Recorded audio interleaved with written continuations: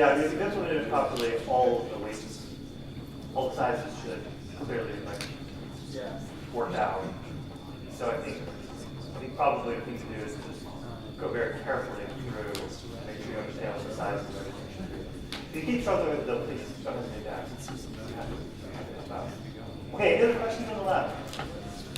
So, a couple more things I want to talk about. Oh, Scott, you had a question about the jokes. Go ahead. The first question I had is there any empty rooms in the Talmadge building that we could put the TAs up in? Because they're a little crowded down there. There's perpetually about 10, 15 people down there waiting. Yeah, so I wish. We have gone back and forth with the university about this. And the short answer is no. Okay. There's like no space at all in the Talmadge building anyway. Which is why we're trying to get more space and build new buildings and things like that. But I'll ask again. All right. I'm sorry, that's all I can do. That's okay. I just feel bad for all the other TAs and all the other students in the tunnel, you know. So. Yeah. Okay. The second question I had is this, and I feel a little awkward asking this, but I don't suppose there's any chance here that, like, we're about halfway through the semester now. I don't suppose there's any chance the next week or two that we could basically take a week off from labs for catch our breath and start working on the final project. I'm glad you brought that. My brain's about up to here. So I'm glad you brought that. Thank you for bringing it up. Never hesitate to tell me how you're feeling. Be careful what you wish for. So I first of all, I just want to say how impressed I am with you as a class. I think I've pushed you harder than I've ever pushed a class before, and you responded magnificently. You've been working hard, but I can also see it in your eyes. And I think the answer is absolutely. So I actually was thinking about this morning. I was looking at the schedule. So next week's lab is going to be quite different. And I think what I'll do is I'll just make it super easy. So next week's lab, and then actually I think I'll cancel the lab after that. So I think we'll have 2 easy weeks. So next week's lab is, we're going to give you a fully functioning IPython notebook that implements what's called Transformer, which is a neural machine translation thing. So the code is already there, it already works. It's been vetted on Colab, and we just want you to basically read it and make a change. So this is a different skill set, which is, instead of producing your own code, learning to read other people's code. I think that'll be much easier. And I've been struggling with like how to scope this, but your comment I think is tipped me over the edge. I'll just change this file before, like I don't know, something. I want you to read the code, but I think that would be essentially all, and I want you to like try to understand it and make some change to it. I'll figure tuning of the knobs, things like that. Yeah, something. Just like find the place in this code where you have to adjust this parameter and adjust it and regress or something like that. Just so that you get a sense of reading through it. And then I'll probably ask you to apply it to a general conference. So you'll build a little general conference translation from Spanish to English. I mean, you won't build it, you'll be using someone else's code.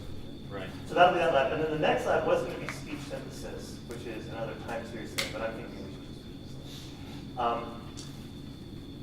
just so yes, I think you need a break.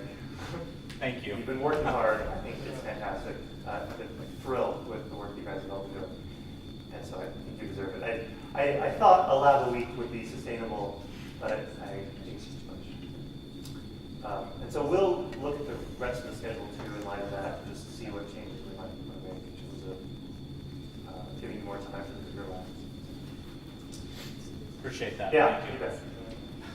We could also come really helpful if you've been on like the behind a little bit track. Yeah. So we can catch up. Right. Right. So actually, speaking of that, so I asked everybody about mentoring. So thank you, first of all of you who responded. I apologize, I've been out of town, and so I haven't responded to your responses to my email, but we're going to get it going. So for those of you that are willing to be mentors, thank you. I basically accept everyone who said yes. For those of you that need mentors, please reach out again to me and just remind me of, I think I remember everybody who talked to me, but I want to make sure I didn't miss anybody, so just send me a quick email, and I'll try to connect everybody up. And I think I'm hopeful that that'll help you get the support that you need for those that are struggling a little bit more. Other questions or thoughts? Go ahead. Do you feel like we have everything to get going on the final project? Yes, so absolutely. There's no reason to delay. That's right. You should not be delayed. In fact, you should be starting now. You haven't started. I keep meaning to like give you a simple assignment. Gotta do this. Hold on. I keep. I know.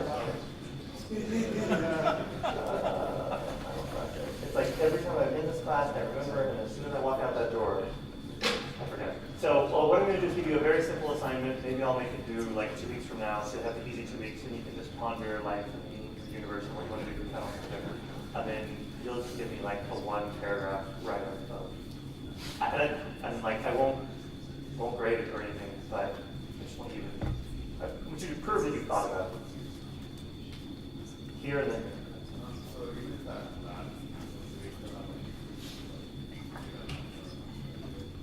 Oh, sure. I mean, we'll leave the optional readings and everything in the comments. But we'll just make it super easy, week or two. I was just going to say, I feel like the lab specs for the past 2 labs have been very good. So. Okay, good. That's helpful. It sounds like there's also some, like, we could improve them, so. But yeah, but like, compared to the first All 2 these- labs, it's yeah. been clear. They've been helping me know where to go and where to look for material and how to answer my own questions. So. Good. Yeah. For the final project, I know that we're going to be graded on like a time spent on the final project. How is that time spent working with group projects? Is it each individual also should Yes. put in the same amount of time? Yes. Well, you should all just log your own time. Sure. So yeah, you can collaborate with as many or as few people as you want. But it's again, everyone has to record their time independently. Okay, and then That's one of the advantages of the system is I don't have to try to like farm out a credit or figure Exactly. out who wasn't pulling their weight or whatever. Because it's just your time. And then the second question I had was, I'm not sure if you guys did the speech synthesis lab last year, but I would love to, if you would like post the specs for it or something like that, I would love to take a look at it. I think it would be, Okay, yeah, we were going to try to do some version of WaveNet / Topotron. Not also Topotron. So we haven't really invented it yet, but I could probably write something up. That'd be cool. Thank you. Okay, finally, have I mentioned the advanced deep learning class in here yet? No, okay. Okay, well, so for those of you graduate students, next semester I'll be teaching an advanced deep learning class. So it's going to be CS 704R. It'll be a readings class. So the idea is, for those of you that have never taken a readings class before, it's basically we all get together and we read papers. There's no assignments or anything. It's fantastic. I mean, it's grad school, right? So it's, but like the assignments will be things like you need to present papers and you have to read them, things like that. But it's a chance for us to go much deeper. This class is, by design, a very broad look at deep learning. My intent with this class is to introduce you to the frameworks and then give you just a little taste of all sorts of different areas. But in the advanced deep learning class, what I want to do is try to go deeper into some things. Like, for example, we've talked about optimization. And I sort of took you on a lecture and we sort of looked at Adam. Things go way beyond Adam. And there's all sorts of fascinating math and research around large scale stochastic optimization. Or like the theory of why deep learning works and why depth matters. Or the theory, like there's an information theoretic view of deep learning that I'd love to dive into. There's more math in terms of generative adversarial networks, which we'll get to. We'll just briefly scratch the surface, but there's deep depth there. So I think the purpose of the advanced deep learning class is for everyone who wants to go that next level. Hopefully, because you'll have at that point the framework and you'll understand kind of the basics, you should be able to really come to the course. So for those who are interested in watching that class, it'll be taught next semester, it's like Monday, Wednesday, Friday, I don't know, it's like 3 to 4, something like this. It's very similar to this class. Did undergrads take that class? Undergrads are not allowed to take that class. Undergrads are only allowed to take 500 level classes. I've been considering offering, it's like cheating. What you can do is you can offer another like section of a class that just happens to meet at the same time in the same room. It has a different number. So I don't know, like would undergrads be interested in such a class? Okay, so I'll see if I can set that up. Actually, I'm not sure quite like what number that should be, but and I might have to, for undergraduates, I might have to like actually give you some token assignment. but it'll be okay. Okay. Any other questions, thoughts, feedback, jokes?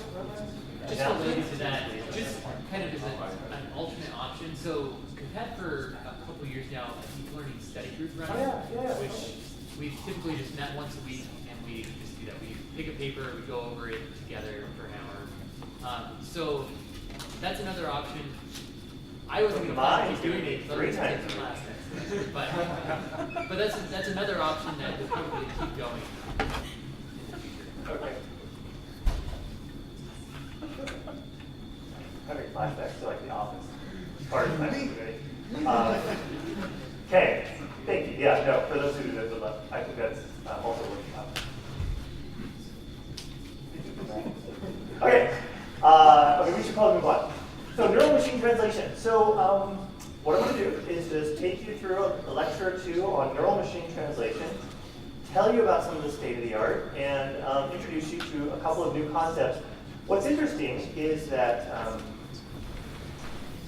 I think at this point in the semester you'll start to see, on Mondays, we'll cover something called the transformer, which is like the latest and greatest amazing neural machine translation thing. And you look at the architectural diagram and at first you're like, whoa. But as you start to dig in, you're like, oh, like this is pieces that I already understand. We'll actually see some of that today as we go through a little bit of architectural detail on Google's neural machine translation system. What you'll see is you'll see like, oh yeah, like I know what that is, know why they're doing that.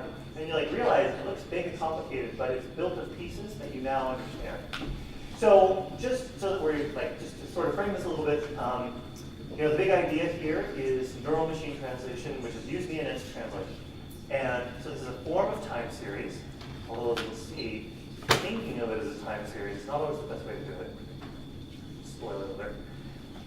The major appeal, though, of neural machine translation, in contrast to things like statistical machine translation, which has been the dominant paradigm for many, many years, is end-to-end training. So in statistical machine learning, statistical machine translation, you would have things like parsers and syntax tree and analyzers, and like you'd have these complicated algorithms for co-reference resolution or whatever it might be. And you sort of develop all these pieces independently, and then you put them together and hope that the whole system works well. Neural machine translation, in contrast, sort of start with words and you end with words, and you just train the whole thing end to end.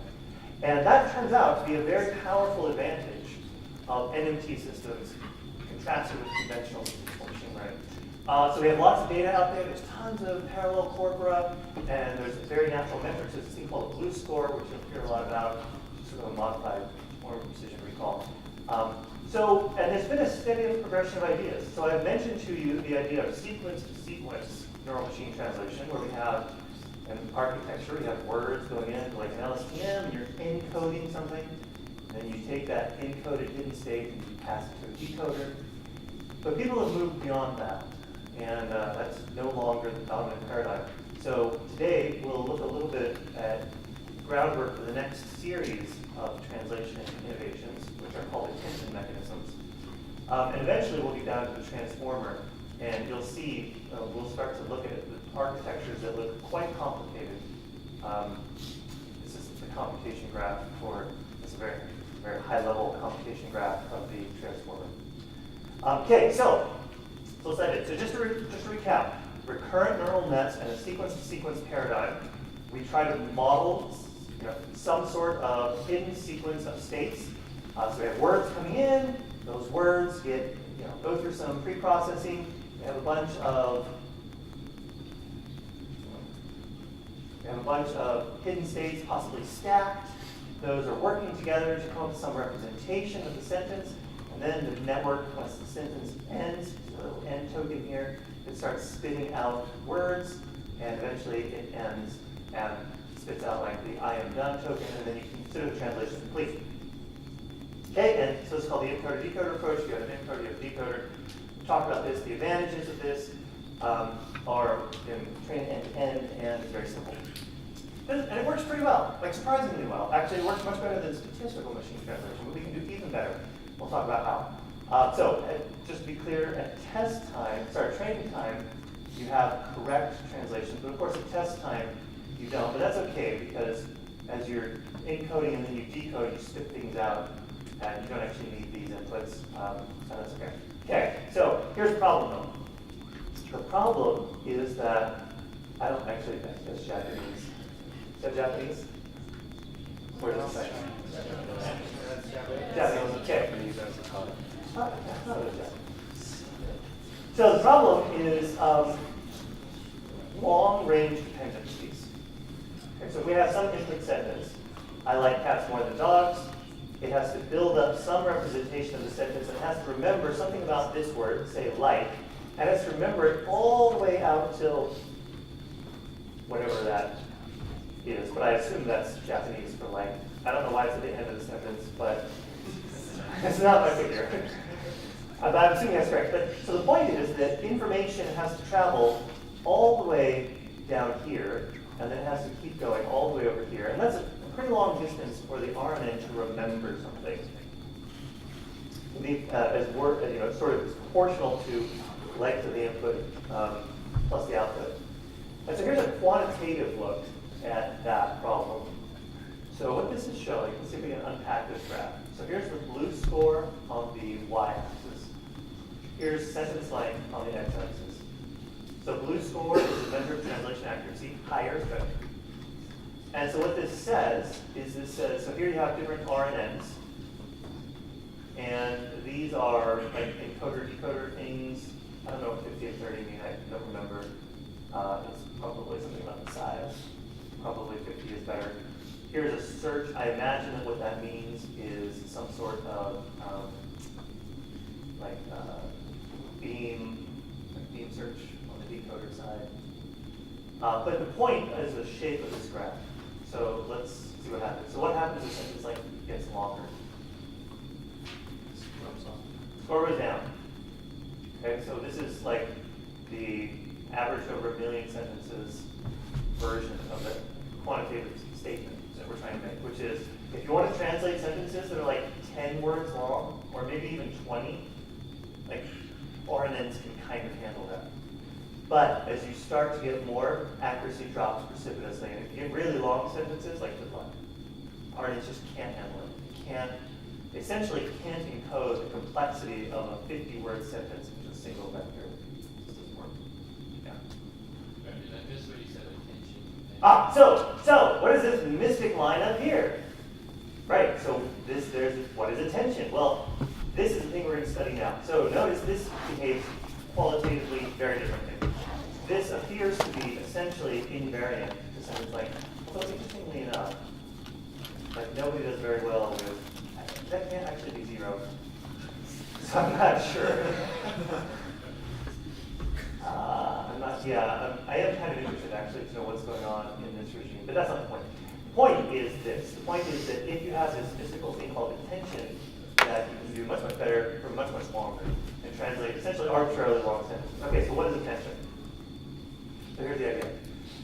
So if the problem is that we can't encode the meaning of a sentence and track that over a long time, the idea of the attention mechanism is, well, why should we even do that? Why should we try to summarize a sentence left to right? Wouldn't it be better if, as we were decoding the sentence, we could just look back at the input sentence and attend to an arbitrary word or an arbitrary position in that sentence? So the idea is, as we're going and generating our translation words, we can look back arbitrarily in our sentence. And that way we don't have to remember all of the words or somehow magically summarize them. All we have to know is how to look back. So in other words, we let the input do the remembering for us. That's the idea of attention. Question? So I saw on the graph that like the sentence length of 1 would not be as good as later. Like, wouldn't that be the easiest thing to translate? Yeah, that's what I was saying. I'm like, I don't know why that is. I don't know enough about this experiment to explain that. Think about it in terms of languages, right? If you have a one-word sentence, you have 0 context for what that word might mean. Yeah, it could be. That could very well be. It could be also, neural machine translation systems have trouble with unknown words, so words you've never seen before. They also have trouble with things like proper nouns, like names. And it could be that when you think about one-word sentences, maybe there's a higher proportion of, like, what's your name? David. Like, maybe names are a really common one-word sentence. I don't know, but it's probably something like that. They all suffer from whatever it is together. So my guess is it's something about the data, not something about the purpose.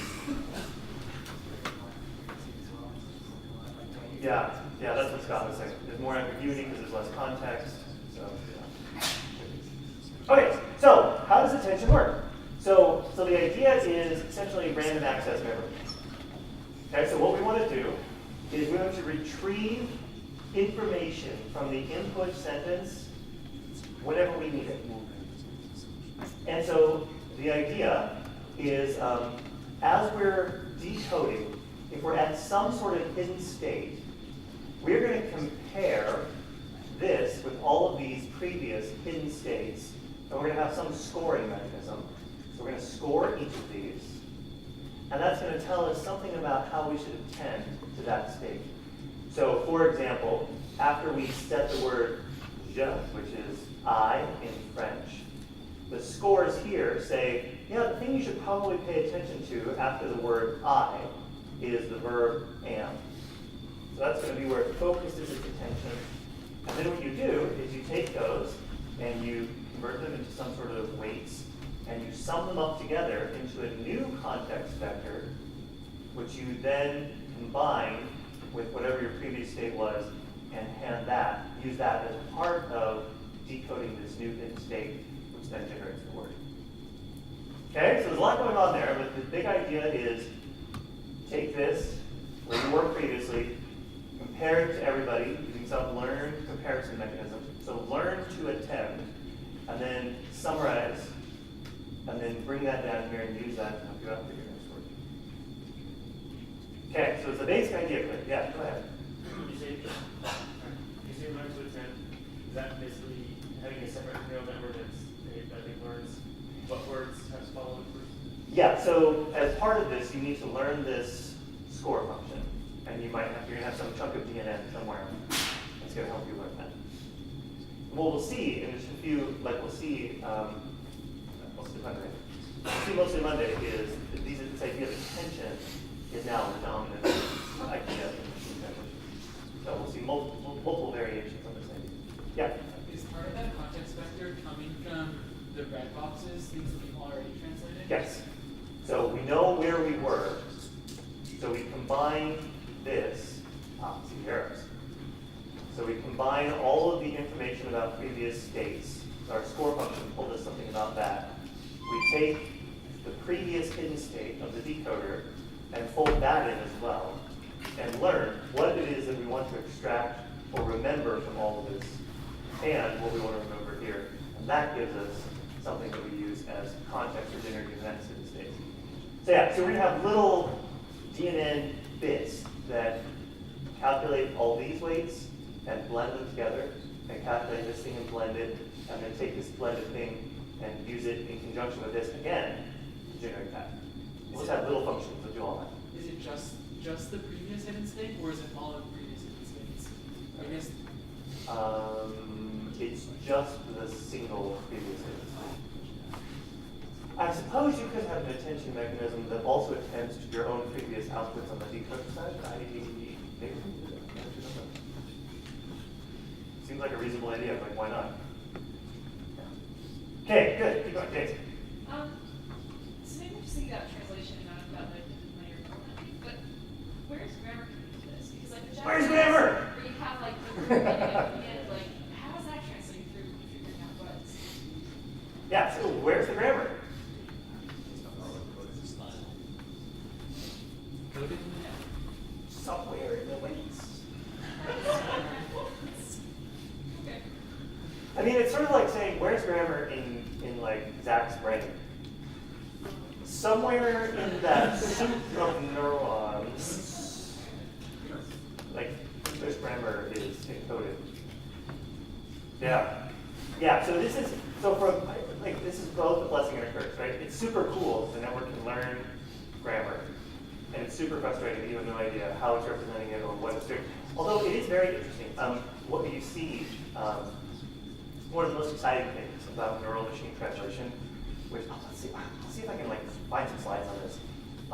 I'm not an expert, but they tell me that when you start to build large-scale neural machine translation systems, especially systems that translate from one language to many different target languages, that the network has to learn an abstract representation of the meaning of sentences. It's called an interlingua. And what's cool is that apparently linguists have tried ever since the dawn of linguistics to come up with a viable interlingua, and they never have. But the suitably well-trained neural nets sort of have done that. And so it's really tantalizing. People are super excited about emergent interlinguas. I wish I knew more about it. Learning from the neural networks. Yeah, they're learning from the neural net. How did the neural net do that? Right. So the neural net's teaching us. Anyway. Okay, so here's an example of why this is cool. So you get alignments, sentence alignments, as a byproduct of this. So what I'm showing here is I'm showing the weights of the attention mechanism as a function of time. So time, I forget, it doesn't matter. I forget if it's translating English to French or French to English here, but it doesn't matter. Let's assume it's translating English to French. Okay, so the agreement on the European Economic Area was signed in August 1992, period, and token. These are showing where it's attending as it's generating output words. Okay, so when it generates the output word, the weights here, it says, oh, well, when I was trying to generate the first word, which is le, which is French for the, it was looking at the word. And accord, it was looking at agreement, sur la zone, on the, and then look what happens here. So in English, we say European Economic Area, but in French, you say the zone économique européenne. That's pretty good. So it essentially transposes those words, just because in French, adjectives, there's different rules about where you put them. But look what the network did. So the network, when it was translating this word, it kind of knew, yeah, I need to be spitting out, I need to look over here. And then when it was translating this word, economic, and then when it was translating this one, it needed to look here. And so what you see is you can align these two sentences. So you can say, this word corresponds to this one corresponds to this one, but right here, things got flipped. And the network has learned to do that flipping. So you could do a post hoc analysis of what the network was intended to in order to line up these sentences. Yeah. So I'm surprised that accord isn't lit up more with under the, because the could be la or la based or L based on whether it starts with a vowel or not. Do you have any intuition about why it wouldn't pay more attention to accord? So that may partly be an issue of visualization. So this is actually a pretty dim gray. It's not bright white. So when we said August, or sorry, when we said 1992 here, 1992 is bright white. This is much dimmer. If this is some sort of weighting or probability thing, probably what that means is this probability mass spread somewhere else out here, and we just can't see it because our eyes aren't that good at distinguishing shades of darkness. I don't know, but this ought to sum to one, sort of row-wise. So my guess is it spread some thin probability mass across these ones. It's just better for us to see. Just guess. You can't see why your squares on there because it's people get really close. Oh, can you? Oh, yeah, you're right. You're right. So there's a little bit, you can see that line right there, and then you can see a little bit right there. Oh, yeah.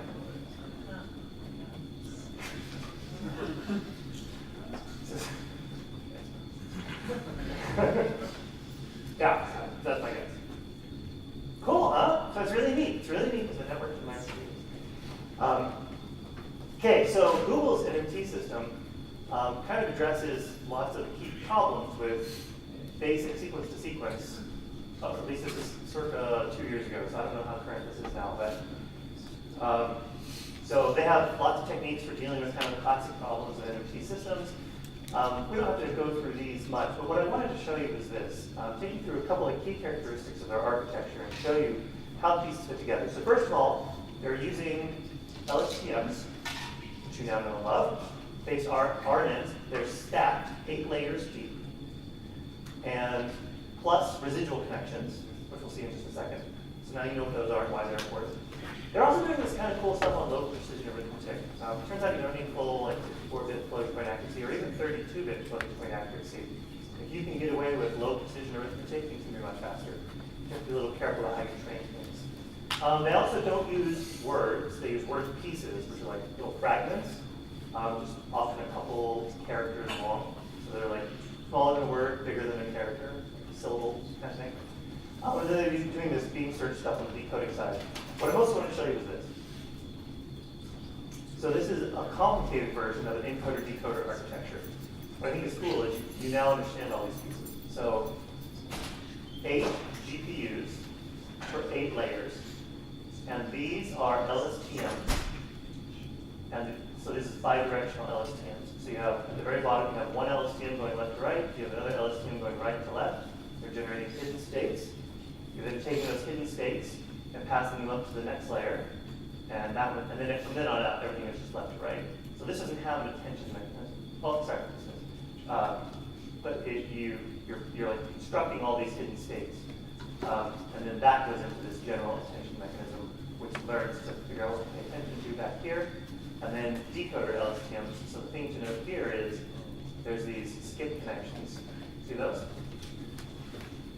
So this is acting like a ResNet vertically. And then we already sort of know that LSTMs, when viewed horizontally, have that nice path that almost looks like a ResNet in time. So gradients can flow very cleanly backwards and forwards. And then they're doing something very similar here on the decoder side. You see stacks of LSTMs doing decoding plus some skip connections. And then at the very end, you have a softmax over word pieces. And that gives you sort of like a char or anything where you sample the next thing's output. Yes? So what is a GPU in this context? I mean, it's GPU. obviously not like a computer. Graphics processing unit. So That is what it means? yes. So they have one machine that has 8 GPUs inside of it. Got it. Okay. And so they parallelize their model across those 8 GPUs for performance. Isn't that cool? I remember them giving a talk about this, and I think they said the only reason that they didn't go higher was because nobody makes machines that can handle more than 8 GPUs. And you don't want to go multi-machine, because then you have like network latency, and I mean, even if you use like crazy InfiniBand stuff, it's just too slow. So this is like their sweet spot. Yeah, kind of fun. So check this out. So let's read this paragraph. Oh, sorry. Any other questions about their architecture? So I mean, conceptually, at a high level, it's very simple. You just like encode the sentence, have a little attention mechanism, and decode the sentence. Like, okay.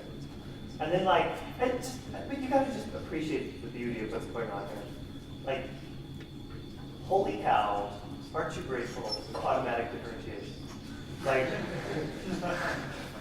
your loss is like somewhere up here, and that gradient is like flowing all the way back. Like, it's totally nuts. Where do we read about this? They looked at paper on the optional readings side. Google's published a really nice technical paper all about this. So one thing I'm noticing is the start sentence token has an arrow to attention. Nowhere else in the architecture do they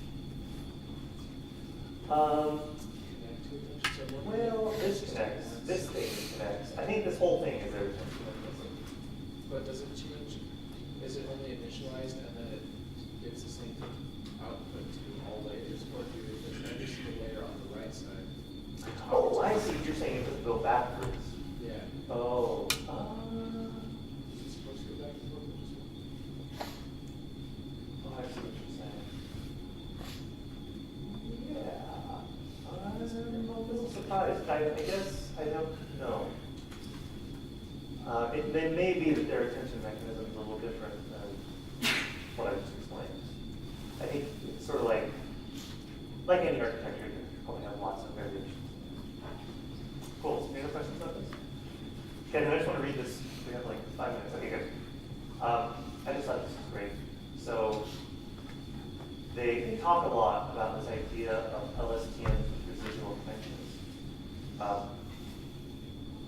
just thought that you might like to see how they did this. So normal stacked LSTMs, which we've now seen, kind of look like this. But when you stack them together, they actually, I mean, it's exactly the same thing that we saw. We take an input and you just add it right there. It's element-wise. So I just thought it was cool that you guys could understand this. And then here's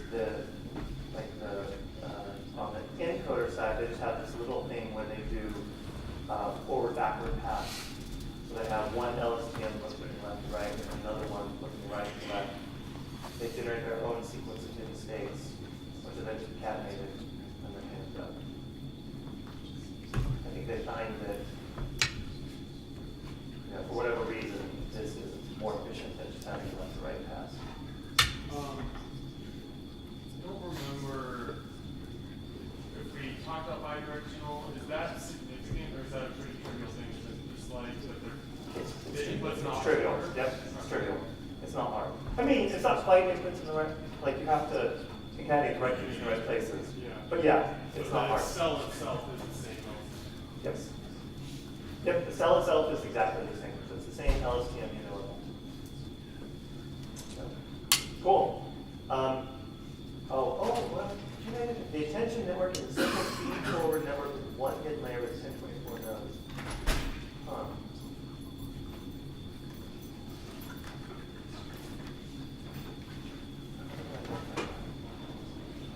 I mean, I guess it really is as simple maybe as a diagram, which it doesn't seem like. I don't think it's true. I'll have to look it up for exactly. I don't know. Anyway, so I thought it was kind of fun to also see 1024 dimensional LSTM nodes. So the LSTMs aren't super huge. I mean, you can imagine plugging 1024 into your code and you would get. Anyway, so kind of cool. If you want to play with it, you should check out some results. You can, of course, just go online. I don't think we need to talk much about any of these results except to say, of course, when they publish papers, they do really well. I thought this was kind of fun too, though. Decoding time is like fractions of a second, which I think is really great. And then they're showing here some translation, these sorts of things. So this is translating English to French. Again, I think what's really neat about this is, let me just sort of leave you with this thought. I can't imagine, as David Wingate, like not exactly an expert in language stuff, I can't imagine building a statistical machine translation system. But when I see this architecture diagram, and I think, oh, okay, all I had was a big corpus of English and French, and this picture, like, I think I could do it. I think it's state of the art. And I think that's sort of the power of deep learning. And I just think it's really neat that as we begin to build up these more and more complicated models, we use them to solve incredible problems as long as we have the right data. Anyway, I'll leave that with you. Have a great weekend. Enjoy fall weather. Take some time to veg. And we'll see you on Sunday. We'll see our discussion of translation.